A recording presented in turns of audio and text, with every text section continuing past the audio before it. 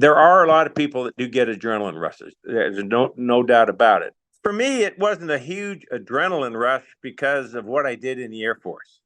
I was a pilot in the Air Force and I flew F-16s. So that's where my real adrenaline rush got. But what's really neat about this event is you can have something, for me personally, as a Corvette, which is designed to go around corners and to go really fast. But if you drive it to its capability, you're going to get yourself a big ticket somewhere. And this allows you to go down the road really fast if you choose to go that fast and not worry about that. You just get to enjoy it because it's one car at a time. There's a minute between each car. You're not racing another car. It's a timed event. And how you win in your speed class is get as close to the perfect time for the average speed that you need to be in. Initially, all you need is a car, a helmet, cotton clothing that you can't have nylon or any of those kinds of things that would melt in the fire.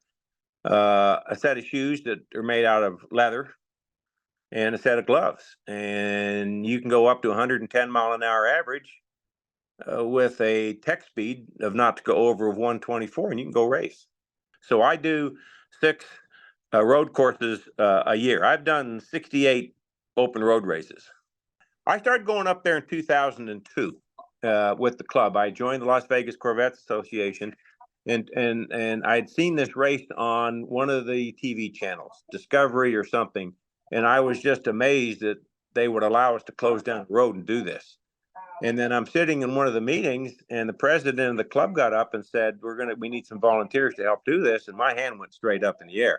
They have all kinds of cars. You got Lamborghinis, you get vintage Lamborghinis. There was a Ferrari up there last year that had been kind of restored, and I don't know Ferraris that well, but it was worth over $3 million, and he raced it in the event.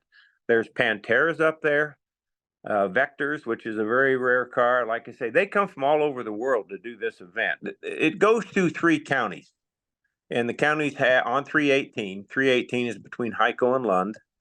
And it goes through White Pine County to begin with up in the north, goes through Nye County, and then ends up in Lincoln County down by Hico.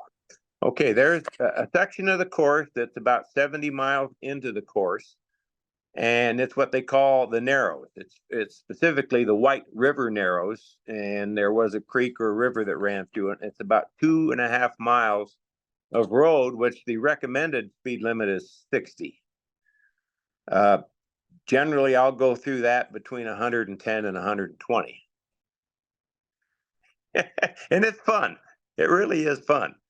Now, I will tell you, the first time I did my 150, I was thinking, man, this is kind of fast. And then once you're at that for about 20 miles, it doesn't seem that bad anymore.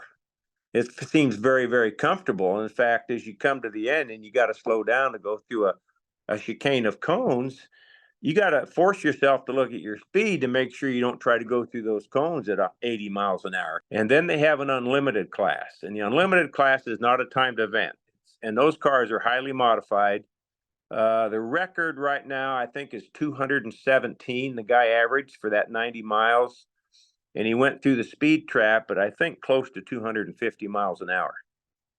There's very few cars that have actually averaged over 200 miles an hour, and there's been a lot of them try it. We had a guy from Japan to spend a ton of money, and he couldn't do it.